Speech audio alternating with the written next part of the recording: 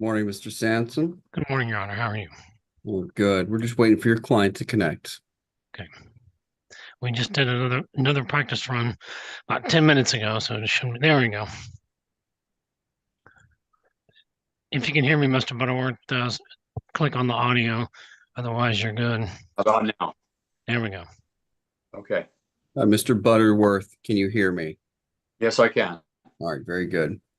Let's go ahead and get started. We're on the record in 23 CPR 040174, state of Cindy A. Butterworth, aka Cindy C. Butterworth. Mr. Butterworth, if you'd raise your right hand. Do you solemnly swear or affirm that the testimony you provide here today will be the truth, the whole truth, and nothing but the truth, so help you God? Yes, I do. Very good. You can lower your hand. Mr. Sampson, you can take it from here. Thank you, Your Honor. Mr. Butterworth, will you please state your name for the record? Yeah, Brian Butterworth. And what is your relationship to Cindy A. Butterworth? She was my wife. And did she pass away on December of 2019? That's correct. And she was a resident of Fort Bend County at the time of her passing, correct? That's correct. Did she leave behind a will? She did. And that will is dated January 22 of 2014, correct? That's right. And the will names you as independent executor, is that correct? That's correct. Okay. The court's going to show you a copy of the will here on the screen. And if you would, Your Honor, page 9, I'm sorry, page 8 is where the signatures are. Can you see page 8, sir? I can. And is that your wife's signature there on page 8? Yes, it is. And was she at least 18 years of age and of sound mind when she executed this will? Yes, she was. Did she ever revoke this will? No. Did she have any children after making this will? No. And does the will name any governmental entity or charities as a beneficiary? No. And let me rephrase that. Is there any reason why you are disqualified from serving as independent executor of your wife's estate? No, there's not. You're not a convicted felon, are you? No. And you haven't been declared mentally incompetent by a court, correct? No, I'm not. Okay. Thank you very much, Your Honor. I'll pass the witness. All right, the court heard the testimony of Brian S. Butterworth. He testified as to the proof of death, validity of the will, and other facts. The court will admit the will into probate and appoint Mr. Butterworth as independent executor to serve without bond, and appraisers will be waived as well. Mr. Butterworth, I'm very sorry for your loss. Thank you, sir. All right, Mr. Sampson, anything further for the record? Nothing further, Your Honor. All right, y'all have a good day. Y'all too. Thanks. All right. Thank you.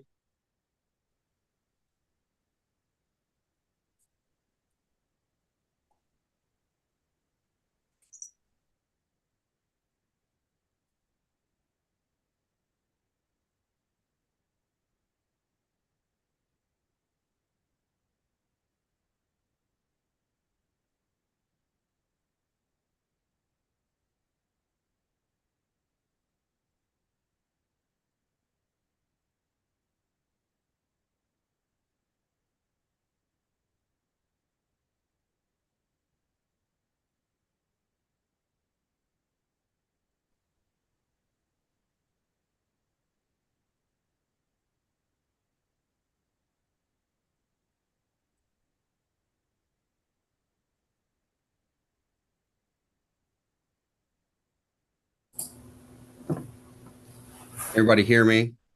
Yes, Your Honor. Yes. Yes. Very good. Let's go ahead and get started. We're on the record in 24 CPR 040288, the state of Jerry B. Schenk. All those who intend to testify, if you'd raise your right hand to be sworn by the court. Each of you solemnly swear or affirm that the testimony provided here today will be the truth, the whole truth, and nothing but the truth. So help you God. Yes. Yes. Very good. You can lower your hands. Mr. Holland, you may take it from here. Thank you, Judge. Paul, would you state your name for the record, please? Yes. Paul Edward Shank. And you were one of the co-applicants in this case, right? That is correct. And we're here today to probate the last will and testament of Jerry B. Schenk. Is that right? Yes. What was your relationship to him? He was my father. Okay. Is it your testimony that your dad died on or about September 8th of 2023 in Houston, Texas at the age of 93? Yes. And is it your testimony that this court has jurisdiction in venue because your father was domiciled and had a fixed place of residence in Fort Bend County at the time of his death? Yes. Is it your testimony that your father owned personal property that had a probable value in excess of $10,000? Yes. All right. You brought me a will, which we attached to the back of this application as an exhibit. Do you recognize that to be your dad's last will and testament? Yes. Here we go. Is that your dad's Yes. will? All right. And they're going to Yes. flip it back to the last page. Do you recognize that to be your dad's signature?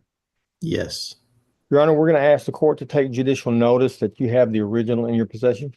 The court shall take due notice. All right, Paul, is it your testimony that your father did not adopt or have any children after the date that he signed this will? Yes. That's correct. And at the time of his death, he was not married. Is that right? Yes. He had two children, you and Tina, your co-applicant. Is that right? Yes.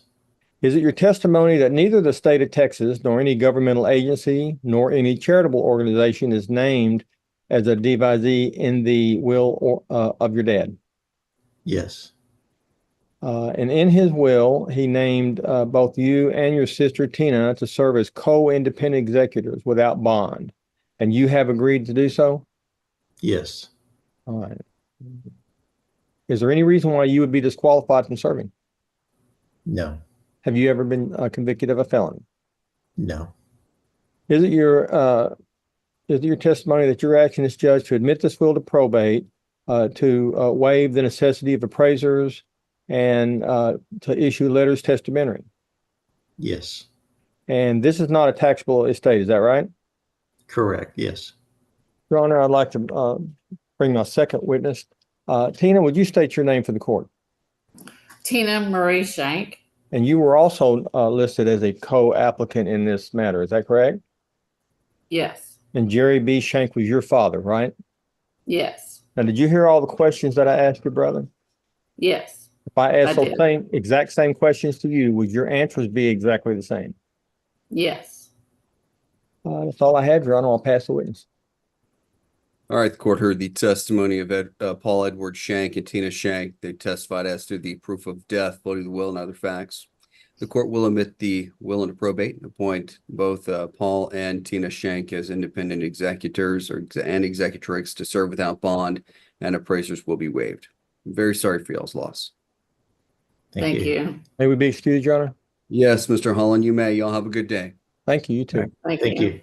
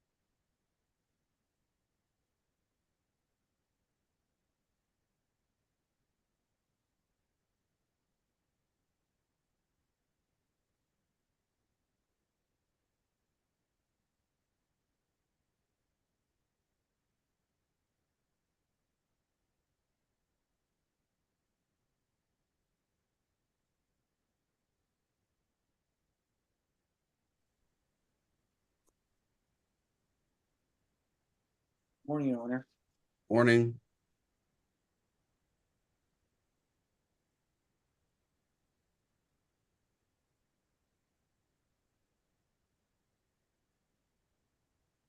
Ms. Molina, can you hear me? Yes. All right, very good. Let's go ahead and get started.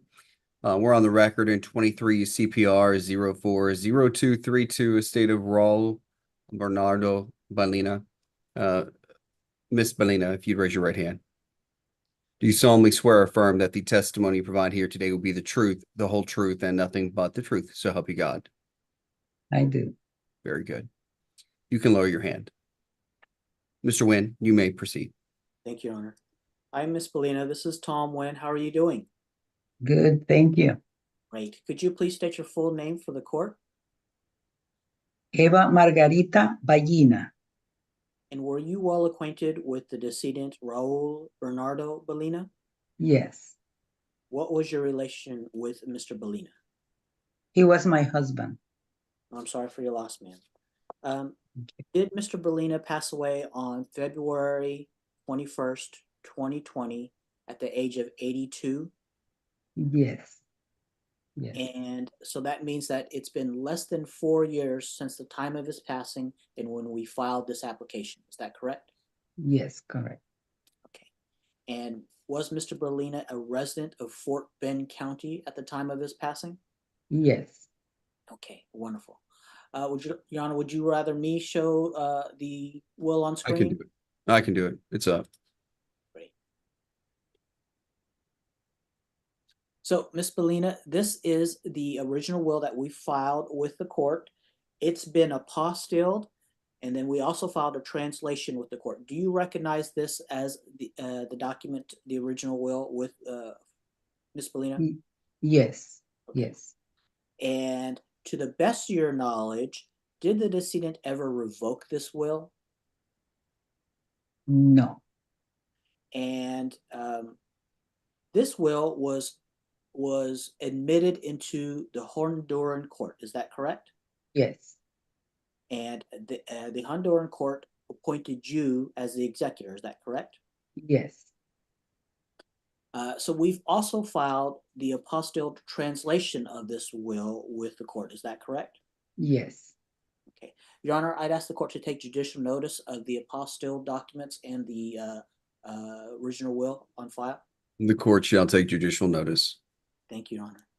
Ms. Bellina, to the best of your knowledge, did Mr. Bellina ever revoke this will? No. No. Okay. And to the best of your knowledge, is there a necessity for an administration? Yes. And after the date of the will, were any children of Mr. Bellina, did he have any children after the date of the will? No. Did any marriage of Mr. Bellina dissolve after he wrote that will? No. Did that will provide for any gifts to the state of Texas, any political subdivision, or any charity? No. And so the will appointed you as the independent executor, and so also did the Honduran court appoint you as the executor. Is that correct? Yes. And you're asking the court to appoint you as the executor of his estate in Texas. Is that correct? Yes. Ms. Bellina, are you qualified and not disqualified to act as the executor? Yes. Your Honor, this is a non-taxable estate. We ask the court to waive the appointment of appraisers.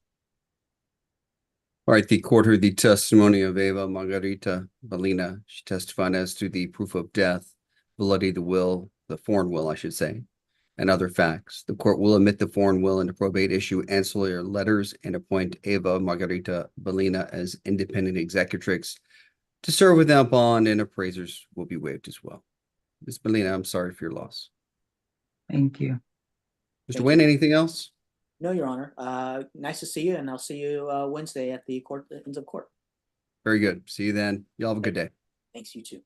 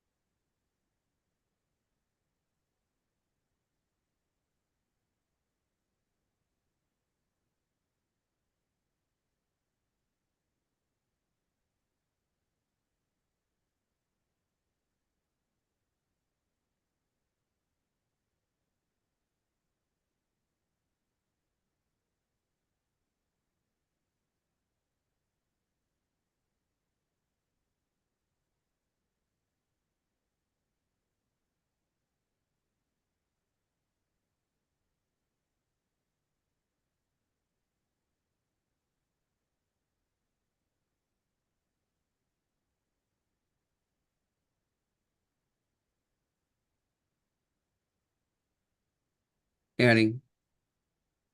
I do not have a David Miller. I will contact his office, Judge. I was not informed there was someone else that would be appearing for him. Let me double check. Okay, I do have the applicant, Jill Ponce, but I don't have Mr. Miller. Let me check with his office. Thank you. I'm going to skip to the next case.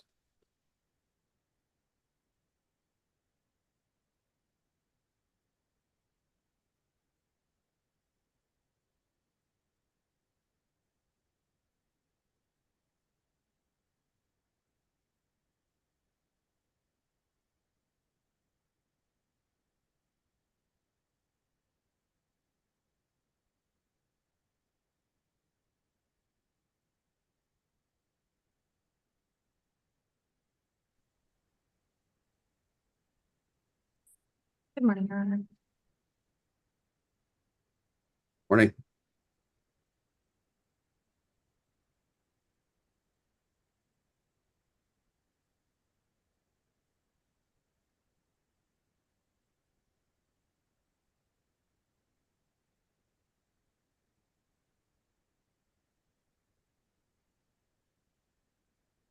Okay, good morning. Morning. All right, let's go ahead and get started. We're on the record in 24 CPR 040339.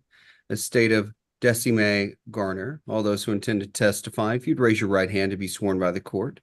Do each of you solemnly swear or affirm that the testimony provided here today will be the truth, the whole truth, and nothing but the truth, so help you God. I do. Yes. Very good. All right, Ms. Cortez, you may proceed. I'd like to call my first witness, the applicant, Miss Payton. Miss Payton, can you please state your full name for the record? Melinda Rochelle Garner, Payton, excuse me. And what was your relationship to the decedent, Desi Mae Garner? She was my mother. The decedent passed away on August 9th, 2023 in Fort Bend County, Texas at the age of 82. Is that correct? That's correct. The decedent was domiciled and had a fixed place of residence in Fort Bend County, Texas at the time of her death. Is that correct? That's correct. 4 years have not elapsed since the date of her death. Is that right? That's correct. Are you familiar with the will that was filed in this case? Yes, I am. The will was dated January 21st, 2015. Is that correct? Yes, that's correct. And having reviewed the document on page 7 of this document on the screen, is that your mother's signature? Yes, it is. Okay. And to the best of your knowledge and belief, this is the decedent's true and original will and it was never revoked? That's correct. Your Honor, I ask the court to take judicial notice of the document purported to be the decedent's original will on file. The court shall take judicial notice. Ms. Payton, are you familiar with the decedent's family and living arrangements prior to her death? Yes, I am. No child or children were born to or adopted by the decedent after the making of the will. Is that right? That's correct. No marriage was terminated after the date the will was executed. Is that correct? That's correct.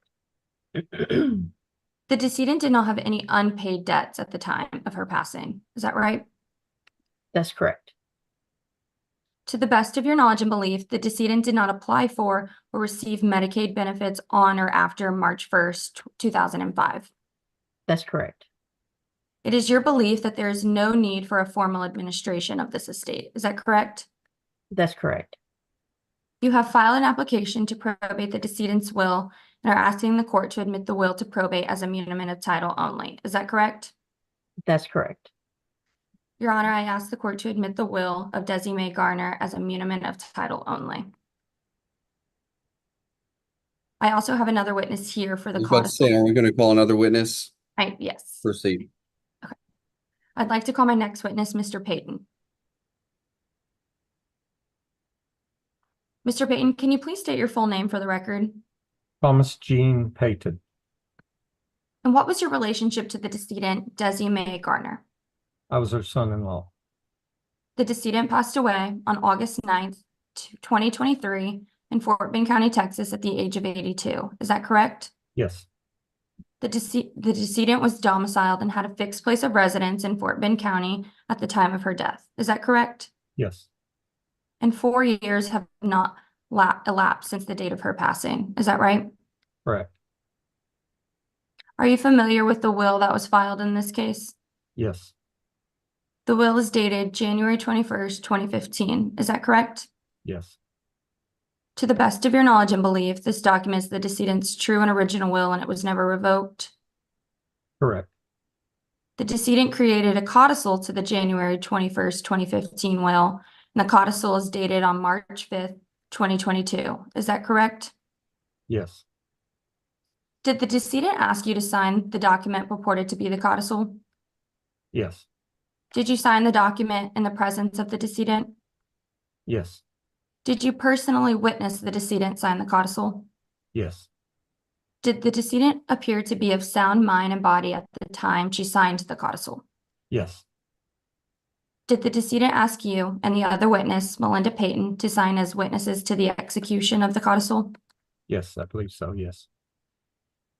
Did you both sign your names as attesting witness in the presence of the decedent and each other?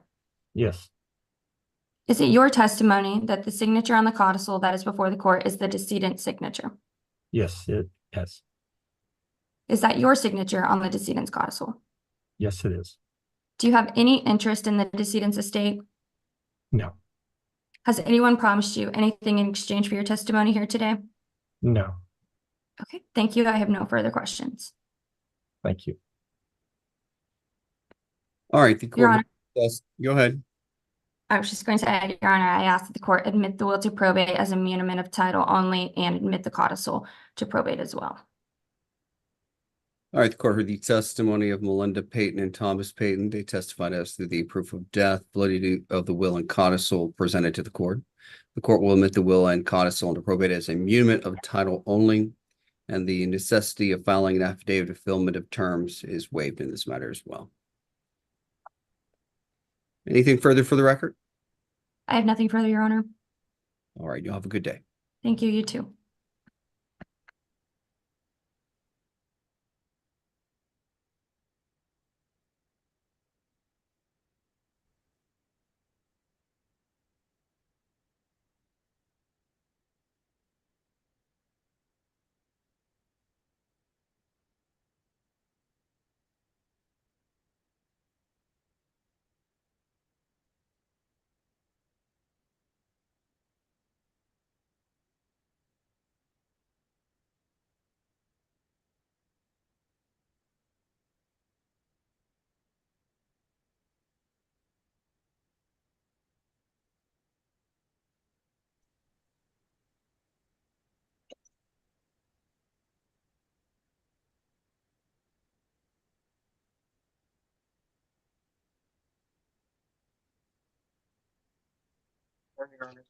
Good morning, Your Honor.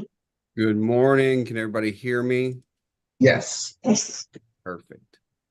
All right, let's go ahead and get started. We're on the record in 23 CPR 040129, estate of Jimmy Lee Phillips. All those who intend to testify, if you'd raise your right hand. Do you solemnly swear or affirm that the testimony you provide here today will be the truth, the whole truth, and nothing but the truth, so help you God? Yes, sir, Your Honor. Very good. You may lower your hands. You lower your hand, excuse me. Mr. Cron, you may proceed. Thank you, Your Honor. I'd like to call Barbara Hurd to the stand. Ms. Hurd, would you please state your name for the record? Barbara Jeanette Hurd. And are you the applicant in this proceeding? Yes, sir. And what was your relationship with Jimmy Lee Phillips? A real close friend. And as his friend, would you be aware of the details of his life and his estate plan? Yes, sir. Okay. Did Jimmy Lee Phillips pass away on August 15th, 2022? Yes, sir. And at the time of his death, did he maintain his permanent domicile in Stafford in Fort Bend County, Texas? Yes, sir. And is the bulk of his property located in Fort Bend County, Texas? Yes, sir. Did Jimmy Lee Phillips have a last will and testament? Yes, sir. And I'm showing you a document dated November 17th of 2016. Do you see this? Yes, sir. Okay. Is that a true and correct copy of Jimmy's will? Yes, sir. And in this will, you're the sole beneficiary of Jimmy's estate, is that correct? Yes, sir. Okay. And how did you know that this is Jimmy's will? Because he gave it to me to keep on, and I was there with him when he signed everything. Okay. And did Jimmy ever revoke his will or tell you that he revoked his will? No, sir. Did Jimmy ever modify his will or tell you that he modified his will? No, sir. Okay. Is this the sort of thing that he would have discussed with you as his friend? Yes, sir. Is it your understanding that this law complies with the requirements for being a will under the laws of the state of Texas? Yes, sir. Okay. And we have offered the original version of this will to the court, is that correct? Yes, sir. Okay. Would you please generally describe Jimmy's estate and property? So what did he own when he died? Yes, the car, all electronic stuff, his clothes, TVs, the bank, the stuff in the bank, and everything that he had in his house. And whatever he had, he said it was for me. Okay. And that property, if you were to look at it, do you assume that it's is it worth more or less than $70,000? Less. And when Jimmy died, did he owe any debts? No, sir. And aside from the property that you mentioned, which is personal property, did he have any real estate or any other property that requires administration? No, sir. Are you asking that the court admit Jimmy's will to probate as a muniment of title? Yes, sir. Okay. And I think that's it. So, Your Honor, with that, we ask that the court admit the last will and testament of Jimmy Lee Phillips to probate as a muniment of title. We believe that the estate qualifies under the Small Estate Proceedings Act. It's personal property in value of less than $70,000, no debts, and no property that requires administration. All right, the court heard the testimony of Barbara Hurd. She testified as to the proof of death, validity of the will, and other facts. The court will admit the will and probate as a muniment of title, and I'll waive the affidavit of fulfillment of terms as well in this matter. Thank you. I forgot to mention that. Yeah, that's all right. All right. Anything further for the record, Mr. Cron? Nothing further, Your Honor. All right. Y'all have a good day. And Ms. Hurd, I'm sorry for your loss. Okay, thank you so much. Thank you so much. Thank you, Your Honor. Thank you.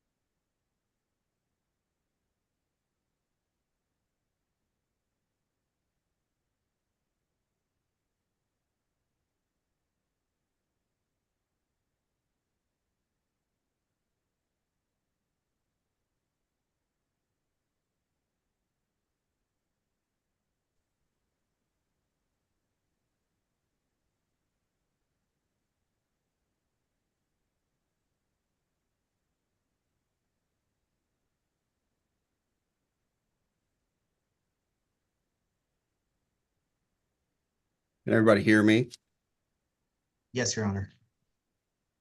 All right, very good. Let's go ahead and get started. We're going to start with Mr. Cooper Evans' will. So we're on the record in 23 CPR 040156, estate of Rick L. Cooper Evans. All those who intend to testify, if you'd raise your right hand to be sworn by the court. Do you solemnly swear or affirm that the testimony provided here today will be the truth, the whole truth, and nothing but the truth, so help you God? Oh, I cannot hear you, Ms. Potts. Yes. There Can we you hear go. me? Okay. Yes. All right. Mr. Glasser, you may take it from here. Thank you, Your Honor. Ms. Pons, can you please state your full name for the record? Jill Elizabeth Ponce. How were you acquainted with the decedent, Rick Cooper Evans, during his lifetime? He's my stepfather. And did he die on August 10th, 2023 in Houston, Harris County, Texas at the age of 73 years old? That is correct. And he was domiciled and had a fixed place of residence in Fort Bend County, Texas at the time of his death. Is that right? That is correct. And the date of his death was less than 4 years ago. Is that correct? That is correct. And Ms. Ponce, you have seen the document dated February 29th, 2000, which purports to be the last will and testament of Rick Cooper Evans. Can you identify that document up there on the screen, and do you recognize his signature on that document? Yes, I do. And to the best of your knowledge, did Mr. Cooper Evans ever revoke this will? No, he did not. And there is a necessity for administration of this estate to pay debts and distribute assets. Is that correct? That is correct. And after the date of the will, were any children born to or adopted by Mr. Cooper Evans? No, there were not. And at the time of the execution of the will, Rick Cooper Evans was married. Is that right? That's correct. Well, yes, at the time of the writing, yes. Sorry. Got it. And his wife predeceased him. Is that correct? That's correct. And does the will name the state of Texas, a governmental agency of the state of Texas, or a charitable organization as a beneficiary? No. And the will appoints you as independent executor. Is that correct? That's correct. And as far as you know, are you qualified and not disqualified to serve as independent executor and to accept letters testamentary? I am qualified, yes. And you've never been convicted of a felony. Is that correct? That is correct. I have not. Your Honor, I have no further questions for this witness. All right, the court heard the testimony of Jill Elizabeth Ponce. She testified as to the proof of death, validity of the will, and other facts. Court will admit the will into probate and appoint Ms. Ponce as independent executrix to serve without bond, and appraisers will be waived as well. Ms. Ponce, I'm very sorry for your loss. Thank you. Mr. Glasser, anything further for the record on this case? Not on this one. All right, just hang tight. Let me pull everything up on the next case. Thank you.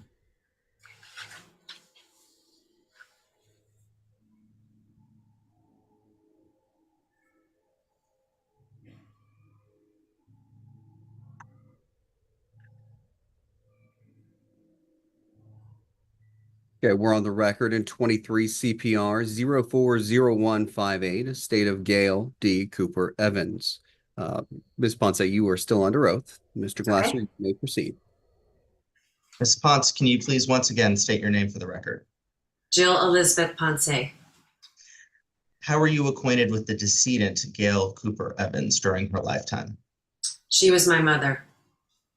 And did she pass away on November 15th, 2019, here in Fort Bend County, Texas, at the age of 73 years old? That is correct. And she was a resident and domiciled in Fort Bend County at the time of her death. Is that right? That is correct. And the date of her death was more than 4 years ago. Is that correct? That's correct. And can you tell the court why it has been more than 4 years after her passing that the will is now being probated?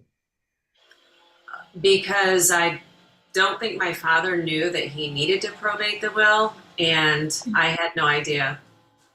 So no fault of my own. And you see a document up on the screen dated February 29th, 2000, which purports to be the last will and testament of Gail Cooper Evans. Can you identify that document as her last will and testament? Yes, that is correct. And do you recognize her signature on that document? I did. And to the best of your knowledge, did Miss Cooper Evans ever revoke that will? No, she did not. And after the date of the will, were any children born to or adopted by Miss Cooper Evans? No, they were not. And after the execution of the will, was any marriage of Miss Cooper Evans dissolved? No, And does the will name the state of Texas, a governmental agency of the state of Texas, or a charitable organization as a beneficiary? no, And the will appoints Rick Cooper Evans as independent executor, but he is deceased. And it names you as a successor independent executor. However, you are not requesting any administration. Is that correct? correct. And there are no debts of this estate besides those secured by real property. Is that correct? Right, correct. And the decedent did not apply for or receive Medicaid benefits on or after March 1st, 2005. Is that correct? That's correct. Your Honor, I have no further questions for this witness. All right, the court heard the testimony of Jill Elizabeth Ponce. She testified as to the proof of death, validity of the will, and other facts. Additionally, the court finds that Jill Elizabeth Ponce is not in default for failing to offer the will for probate within 4 years of decedent's death. The court will admit the will and probate as a muniment of title, and I'll waive the affidavit of fulfillment of terms in this matter as well. Ms. Ponce, I'm very sorry for your loss. Thank you. Mr. Glasser, anything further for this case? Nope, I rest. All right, very good then. Y'all have a good day. Thank you, Your Okay, Honor. thank you. Thanks, Your Honor.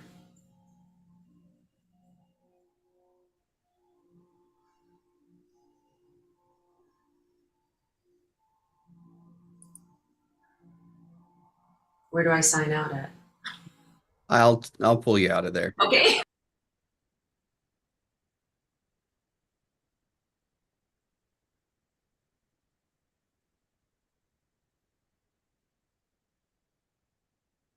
Annie, I'm making you a co-host so you can see who's in the waiting room. I need you to verify who these people are. Yes, Judge. Let me look. Ms. Serafini. Good morning. Good morning. Good morning. I show an applicant of Nancy Lee Bloomquist. Would she be under a different name by chance? Gallo. Gallo? Okay. Gallo, Gallo. And she's going to be probably with her husband, Patrick. He's one of the witnesses. And then we have an Ellen England. Very good.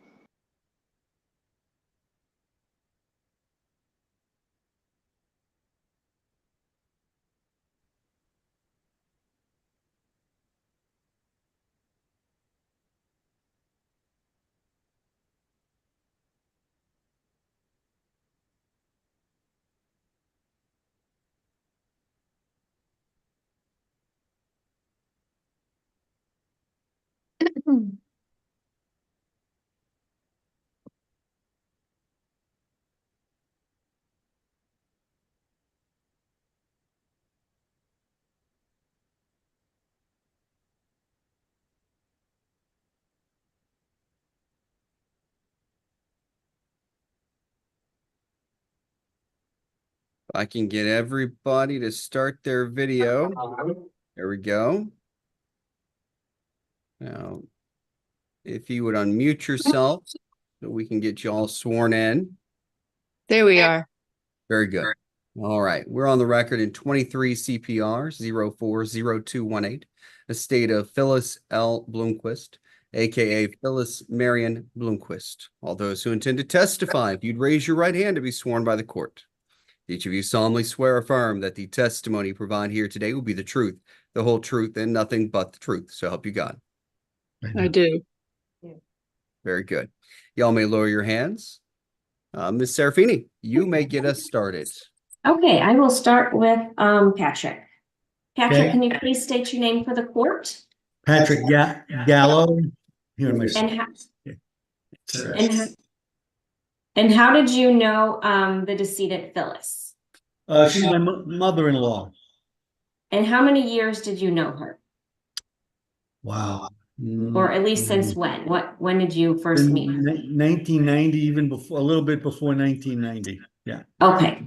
And do you believe you are familiar and well acquainted with her signature and handwriting? Yes. And can you please tell the court in what circumstances you were able to see her handwriting and signature? Well, very often after she moved in with us, I'm hearing feedback. That's okay.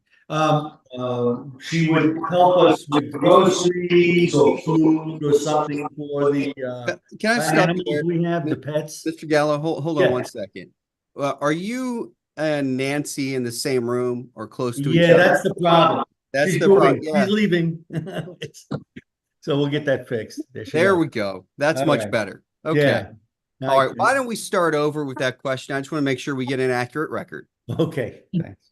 All right. So Patrick, how are you familiar with Phyllis's handwriting and signature? Sure. After she moved in with us, I think about 2008, she would often write a check to, get some extra groceries or food or something for the pets. We have 2 dogs and 2 cats. So I always saw her, writing a check, signing a check. And sometimes she would sit there and write her bills. And, I'd see her sign checks when she mailed her bills. So I saw it quite often. Okay. And she lived with you since 2008, correct? Yes. Okay. And the court has put on the screen the document we filed as her last will and testament. I think Annie's going to go to the signature page. There. Do you recognize Phyllis's signature on that signature line? Yes, I do. Yep. Okay. And on the date of April 3rd, 2003, was she of sound mind and over the age of 18? Yes. Okay. I pass the witness, Your Honor. Call your next witness. Okay. Ellen. Yes. Please state your name for the court. Ellen England. And can you please tell the court how you knew the decedent Phyllis L. Bloomquist? My brother and I would do some handyman work in the house when she lived there. And did you also tell me that you also often pet sat for her? Pet set and Nana set, yes. Okay. And did you also help take care of her the last 2 years of her life? Yes. Okay. And how many years do you think you knew her? Oh, well over 10, maybe up to 15, somewhere in there. I've known her a long time. Okay. And do you believe you are well acquainted with her handwriting and signature? Yes.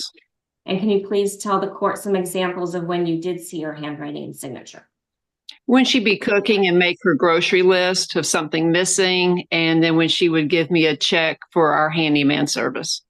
Okay. And do you recognize the document on the screen is her purported last will and testament? Do you recognize her signature on that line? Yes, I do. Okay. And that's all I have, Your Honor. I pass that witness. You may call your next witness. Okay. Nancy. Yes. Good morning. Can you please state your name for the court? Nancy Lee Gallo. And are you formally known as Nancy Lee Bloomquist? Yes. Okay. And how are you related to the decedent Phyllis L. Bloomquist? She was my mom. Okay. And Phyllis L. Bloomquist, the decedent, died on October 18th, 2023 at Katy, Fort Bend County, Texas at the age of 96 years, correct? Yes. And 4 years have not passed since the day of her death, correct? Yes. And at the time of her passing, she was domiciled and had a fixed place of residence in Fort Bend County, Texas, correct? Yes. And at the time of her death, she did not apply for or receive Medicaid benefits on or after March 1st, 2005, correct? Correct. Yes. Okay. And she left a valid will dated April 3rd, 2003, and that will was never revoked. Is that right? Yes. And Your Honor, I asked the judge to take judicial notice that the original will is on file with the clerk. The court shall take judicial notice. And at the time her will was signed, it was not self-proved, but it was a valid will under Texas. And at the time of her will signing, she had attained the age of 18 years and was of sound mind, correct? Yes. And the 2 witnesses to the will were Catherine Gondar and Robert J. Berry. Is that correct? Yes. And the will named you and Dawn Ellen Bloomquist, now known as Dawn Ellen Williams, to serve as co-executors, correct? Yes. But Dawn filed a, no, wait, I'm so sorry.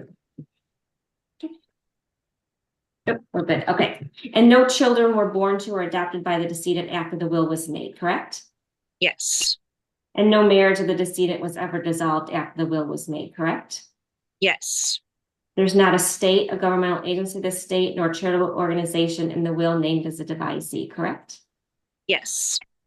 And you investigated the affairs of the decedent, and to the best of your knowledge and belief, there are no unpaid debts owed by her estate, exclusive of any debts that may be secured by liens on real estate, correct? Yes. And there is no necessity for the administration of the estate, is that right? Yes. Your Honor, we ask that you admit the will to probate as a muniment of title only. The court heard the testimony of Patrick Gallo, Ellen England, and Nancy Gallo. They testified as to the proof of death, validity of the will, and other facts. The court will admit the will into probate as a muniment of title only, and I will waive the affidavit of fulfillment of terms in this matter as well. I want to say I'm sorry for everybody's loss. Thank you. Thank you. Thank you. Seraphine, Dismissed? Oh, yes. anything further for the record? Nope, that's all I have, Your Honor. Thank you. All right, May thank we you. Have a good dismiss? day. Thank you. Thank you. Thank you.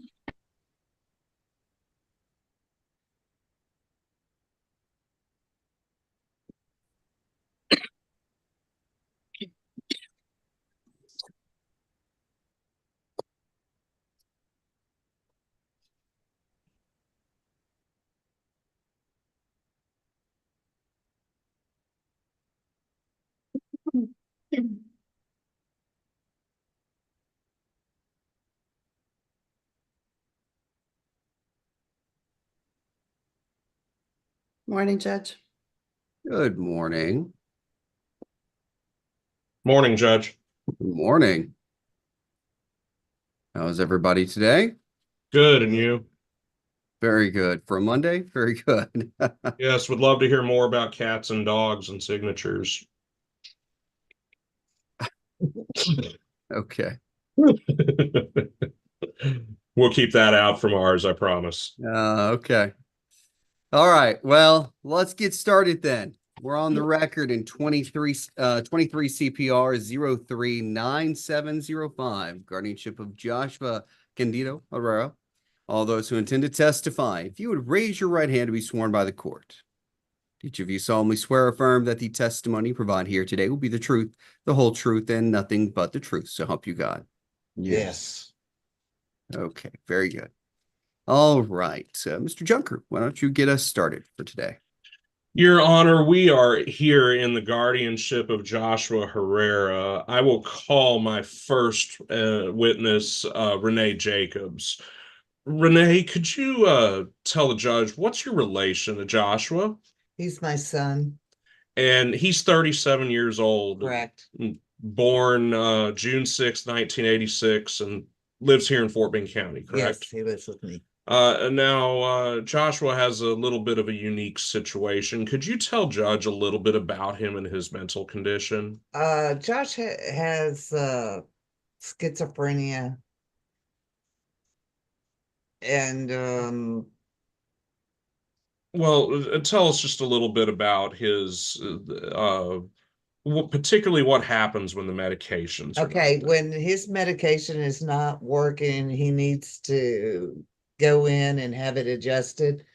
He becomes violent, and he doesn't realize that his meds need to be adjusted because he just thinks if he waits a day or two, it'll be okay, but that's not the case. Now, in preparation for this, we had him seen by Dr. Angela Lahari. Is that right? Correct. Dr. Lahari gave us a CME based on an exam from June 21st of 2023. Okay.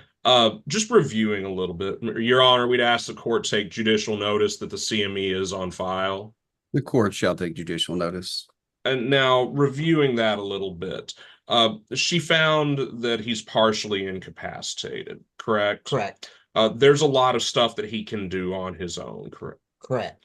But in particular, she said when he is not on his meds, or his meds are not his meds are not working properly, that he is unable to make fundamental decisions for himself, particularly on medical matters, psychological and psychiatric treatment. True, very true.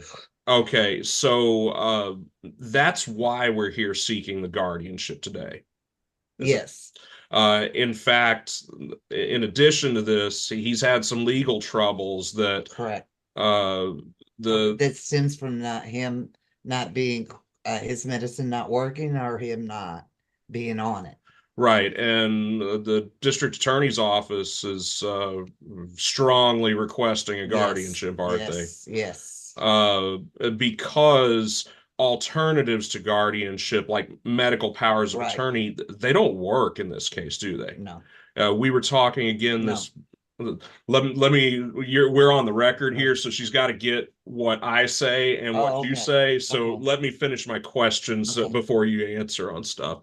Now, we were again talking this morning, and when his meds will stop working, it may take 3 or 4 days before y'all can finally get to a consensus between him and the family that they're not working and we need to go do something, right?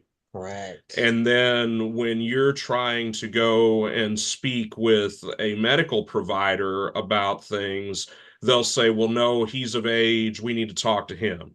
Correct. And if we were using a medical power of attorney on this, we're needing to go and get a designation from another doctor that says that he's incapacitated at the time, so we can use the medical power of attorney, aren't we? Yes. So with all of those headaches, we're probably looking at what, 10 to 14 days that he's been off meds at that point. Yes. Whereas if you have guardianship to help him, you can immediately step in, you can reach out to them. If there's something of danger, reach out for CIT, for crisis intervention, not for them to throw him in jail or something like that, right? And you're able to talk to the doctors immediately about, please help us change these medications. Right. Now, Joshua was served by the constable to know that this was going on, correct? Yes. And obviously he's here with us today. Yes. Does he have any adult siblings? Not here. Not here, but does he have any adult siblings? Okay, so we didn't have to give any further notice to them. His father has signed. Yes. He says that this is okay to proceed, correct? Yes.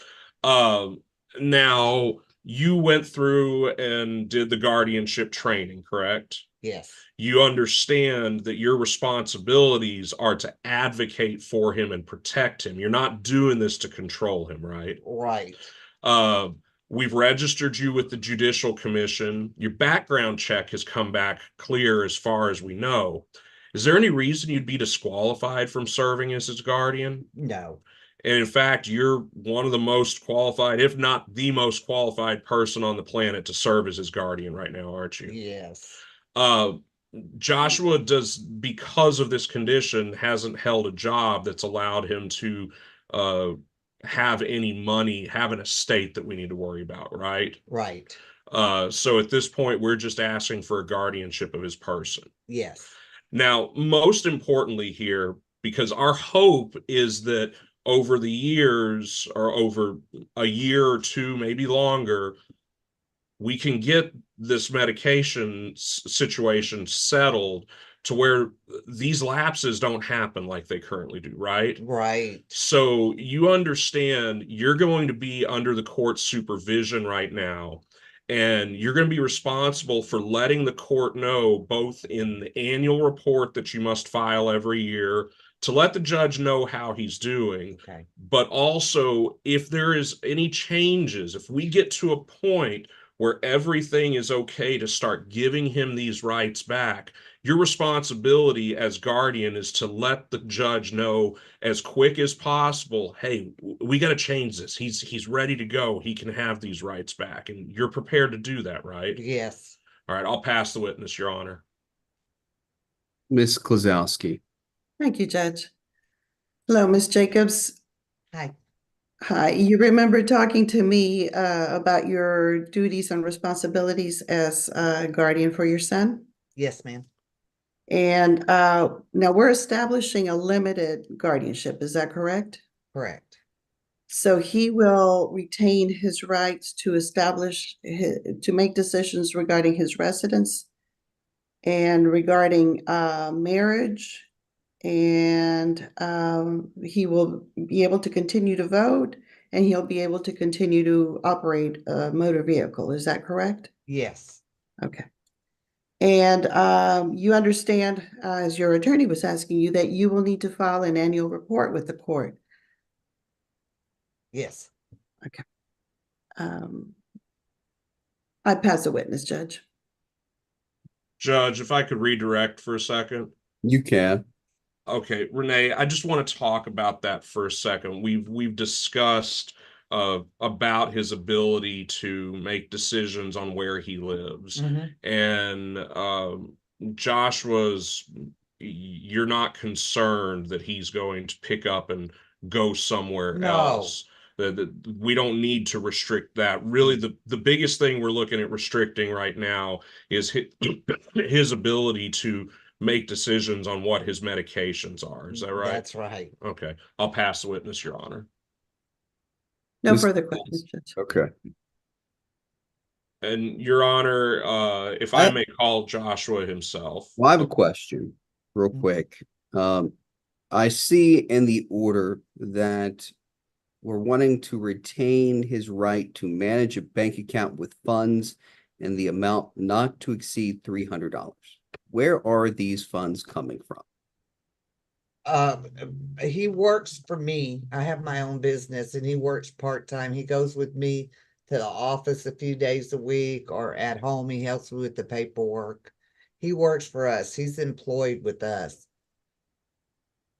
And how much does he make roughly? Probably maybe around $1,500 a month, but he has bills. He has to pay his child support, his gas, his insurance. So he doesn't really have, and his health insurance he pays. After his pay, he probably makes maybe less than $1,500 a month. And after he pays his bills, he really doesn't have anything left over. So he lives with us. Call your next witness. Your Honor, I would call Joshua Herrera. Joshua, you've heard us talking about you a bunch here today, and we've talked at length about things. Do you understand why a guardianship is being sought right now? I do. Do you have concerns or questions you want to ask about this right now? I don't. I agree. I totally know what's going on. I'm sorry, sir. You need to speak up for me. I totally agree. I know what's going on. I don't have any question. Okay. And you understand that this is not meant to handcuff your whole life. Yes, sir. You understand this is meant to be a bridge to help your mental health right now, and to be able to get your meds in order, which it's going to take a lot longer than just maybe a 6-month or 9-month stint, which that's what a temporary guardianship might do. And you most importantly, you understand that you're going to still have a ton of rights. Obviously your rights to voting, driving, deciding where you live, but you have what are the 24 Bill of Rights that says that at any time, if you believe you're ready to roll and you're not comfortable with this situation anymore, you have the right to talk to the court and get your own attorney to say, I'm ready to make a change on this. I'm ready to have my rights back and make my own decisions medically because my meds are in order. I understand. And you're going to be reminded of those rights constantly. So, you're not just, we're not throwing you in a room, locking you down. Right. This is just to be able to help you get to the next stage. Right. You're okay with that? Yes, sir. All right, I'll pass the witness, Your Honor. No questions, Judge. All right, I have a few questions. I'll start with you, Ms. Klazowski. Yes, sir. Your opinion on this after you've spoken to your client. Yes, sir. What's your opinion? I agree that he does need some help with some of his day-to-day life, Judge. I can question him on that if you'd like, Judge. No, I have a few questions for him that I'll ask. Okay. Here's my reservation. 10 years on the bench, I've never created a guardianship over schizophrenia alone. Usually it has some more they have some permanent disability. This is something that can be managed with medication on a regular basis. I understand the concern that he's not taking his medication or he gets off his medication and through the use of a power of attorney that it would take too long to get him back on medication. Joshua. Yes, sir. You understand if I create this guardianship, you are losing every right you have outside of your ability to make a decision regarding your residence, marriage, voting in a public election, and operating a motor vehicle.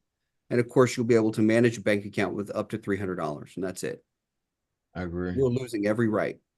I agree.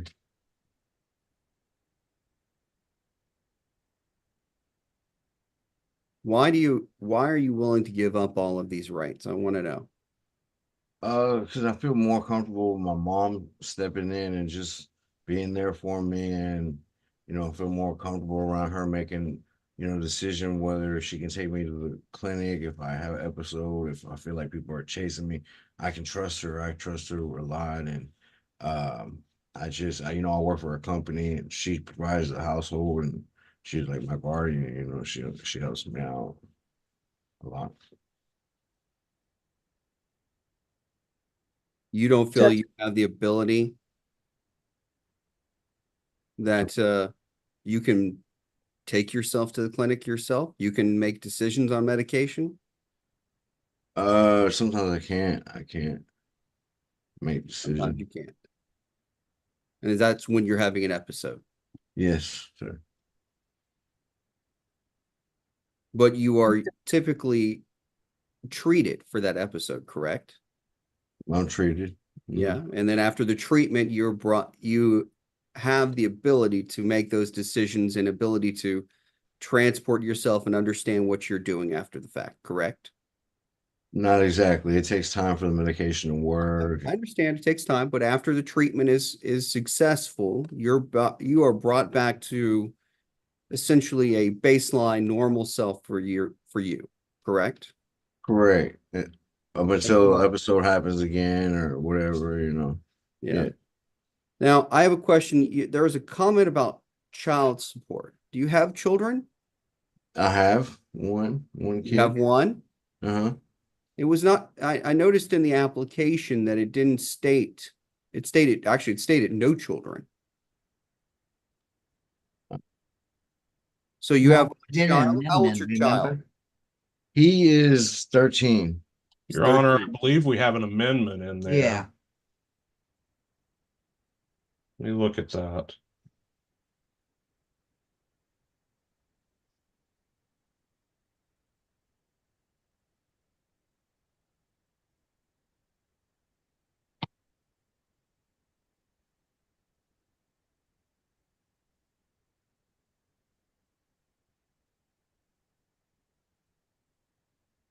Judge, if I may, I think on page 5 of the amended application. On the amended, okay, I didn't. Yes.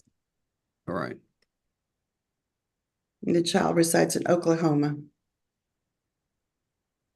Thank you, Alicia.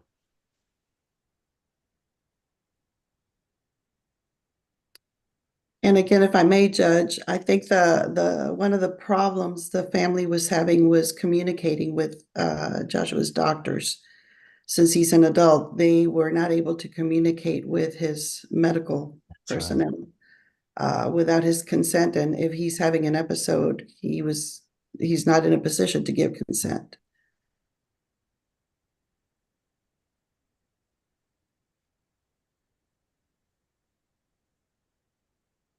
There's mention of the DA. What's going on there? Renee, explain that a little bit more. Yeah, please. Josh had an episode, and it was very difficult for me to get him to the hospital. He didn't want to go to the hospital, and my husband and I were trying to get him to the hospital, but he was having one of his crazy moments, and he thought that we were people.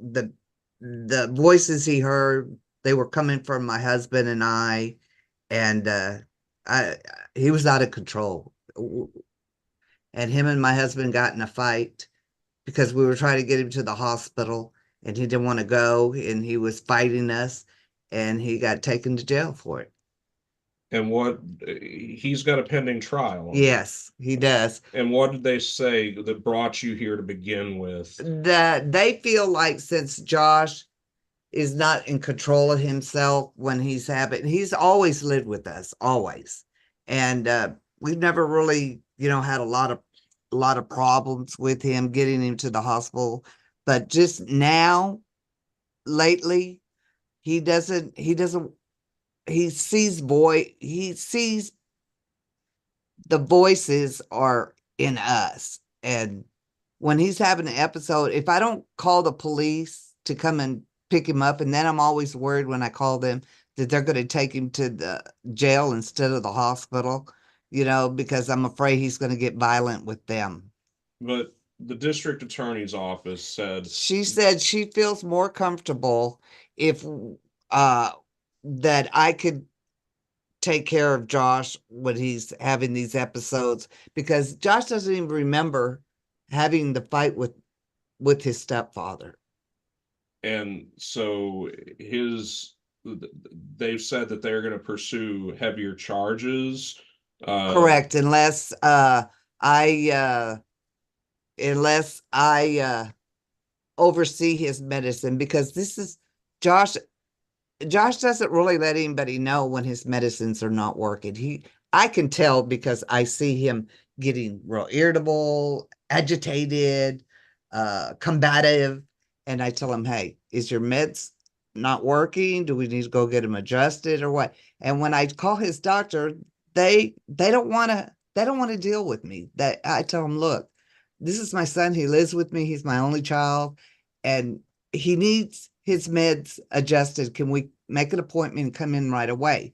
They say, "Ma'am, I'm sorry. He's 37. You don't, you have no rights."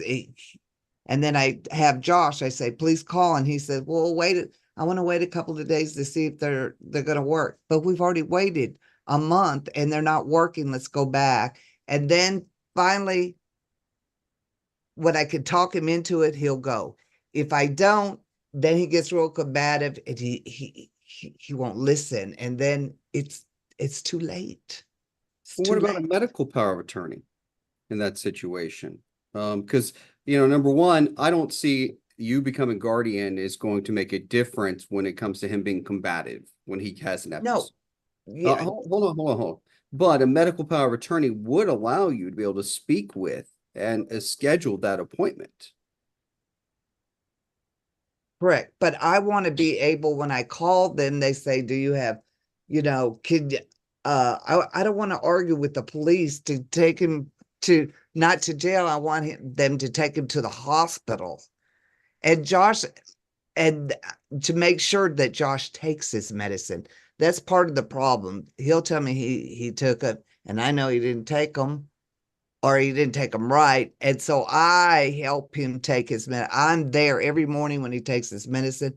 I'm there every night when he takes his medicine to help him. Your Honor, if I may. You may. as you know, with a medical power of attorney, it's only effective upon incapacity. That's not something that can be shared the way that a statutory durable financial power of attorney would be. So when you get to what we can attempt to use are supported decision-making agreements and HIPAA releases, but those are still going to leave the decision-making power in the hands of Joshua. With the medical power of attorney, it's going to still require another diagnosis of incapacity in order to allow for any treatments to happen that are not him making the decisions there. And again, that's adding days upon days onto this that ends up in situations where you have him being put in jail, district attorney seeking heavier charges on him. Has CIT ever been out? Because usually the CIT team gets involved in these situations with the sheriff's office, assuming you live in the ETJ of a city. Yeah, they've been out to my house and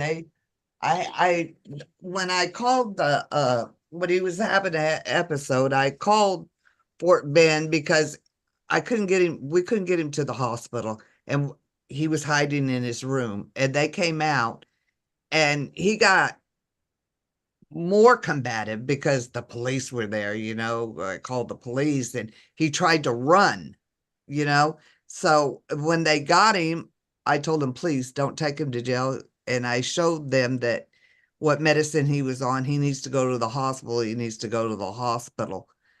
But if I could calm him down, if he's having an episode, I sit with him or I talk to him through the door because he thinks the voices are coming from me. Sometimes I can get him to the hospital, get him in the car and talk him through the situation. But I don't want to have to, like last time, call the cops because he tried to run from them. And I was so scared, that maybe they would shoot him or he would try to hurt one of the officers. I don't. It's scary. It's frightening when he has an episode. No, I completely understand that. I do.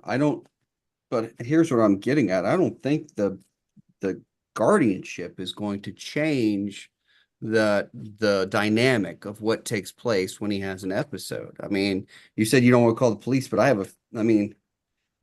don't know for a fact, but it seems to me that that's still going to potentially take place in the future when he does have these manic episodes. Not always, because now now for the last 8 months, years since, I go with him to all his doctor's appointments and he's fine. He likes it. When he's having an episode, I'm able to talk him into getting into the car and get him to the hospital.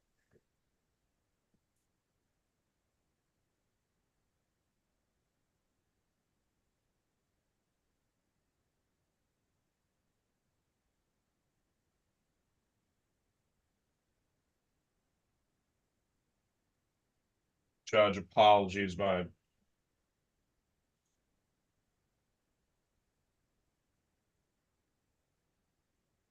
Zoom has frozen. You're fine. I thought my Zoom had frozen. My power. We're trying to find a power cord because my battery's about to die on me. Your Honor, I understand the court's concerns. Is there the possibility that the court would consider a modified order that would require not just the annual report, but an actual return to court in a year to see how all of this is working out and to with a new doctor's letter at that time, basically a required restoration hearing each year until we get to a point where that these rights can be restored.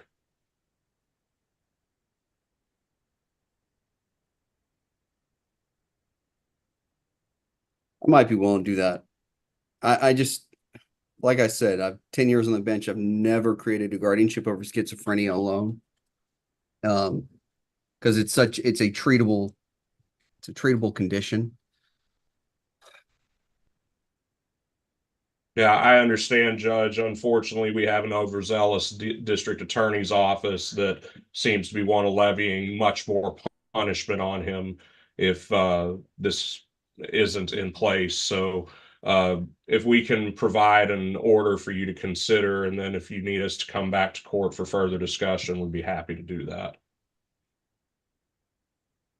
I don't understand the DA's thought process on this, because there's so many other methods and less restrictive alternatives we could pursue that'll get you the same result. Instead of stripping an individual's rights. But I do like your idea of having a restoration, essentially a status / restoration hearing each year to see where he stands. And if Joshua wants to continue with the guardianship. Yeah, if you remember the CME, there is that section that talks about if there's possibility for improvement, and obviously if they put the possibility for improvement within a year of when we're doing this, then we're looking at temporary guardianships. But when we get something that comes in where it's possibility for improvement within 2-3 years, then we've always put in those orders a mandatory return to court for a hearing. So basically that's what we're providing as an option here. So if we can put together that order and provide it to you, and then again, if you would like to have us back in for further discussion, we'd be happy to do that.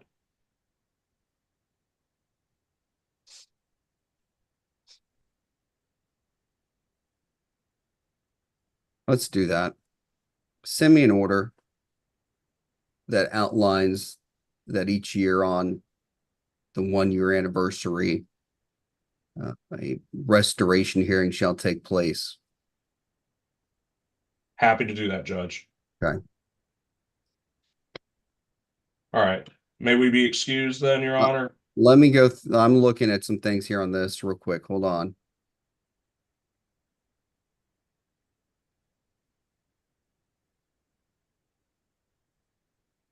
This is really geared towards just the medical side, correct? For administering his medication. Yes. I understand that you'll have this bank account in there as well. And it has on here on the CME, I'm looking at it, make complex. He does not have the capability to make complex business, managerial, or financial decisions. But I will say this, based on your statement, ma'am, you stated that, I mean, he has nothing left at the end of the month anyways, when it comes to his income. Do we need to take away that ability to make business, managerial, financial decisions? And I mean, it's clear that he has the ability to make a bank account. To manage a bank account, the doctor thinks so. Limited to $300. I don't understand where the $300 comes from, but Well, that's really all he has left after his bills. If he needs anything extra, like I'll give him my credit card or whatever to fix his car or whatever he needs. Because Josh doesn't work a whole lot, because Josh is like a invert. I mean, when he's around people, he can't be around at work a lot of people. He usually, helps with the paperwork, or he's in the office doing stuff around the office, because when he gets around a crowd of people for a long period of time, he says the voices bother him a lot, and that it's like right now today, his voices are a little extreme. He Can you explain? Yeah, my voices were acting up on me earlier. They didn't get, I mean, they were acting on me earlier, so but I blocked them out. The medicine, was helping. My mom was there. No, when you're around people. Oh, when I'm around people, I don't like to be around people. I'm kind of shy. I don't feel comfortable. Feel like people chasing me sometimes. Some days, I don't know. I just feel weird.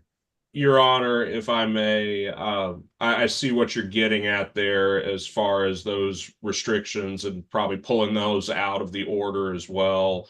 A lot of that comes from the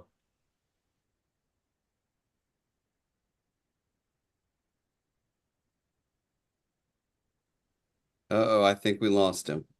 Yeah, I don't hear. I think what he was gonna say was from the physician certificate. No, I know, I'm looking at it and Yes. but it says he can manage a bank account, but limited $300. I don't understand where a doctor could get the number of 300 from. I find it interesting. All right, Mr. Junker, Annie, get with Mr. Junker to get me an order. I'm going to think about this and look it over. Ms. Klazowski, was your fee agreed to? Yes, sir. Yes, I filed my order late on Friday, sir, but I think it has been accepted. All right. But yes, it was agreed to. And Judge, could we get the quickest possible hearing date? The earliest available hearing date For to what? come back? Oh, I'm not saying you have to come back. I'm going to look at it. I'll make a decision Okay. at that point in time if y'all need to come back. Okay, perfect. All right. Thank y'all. Thank you.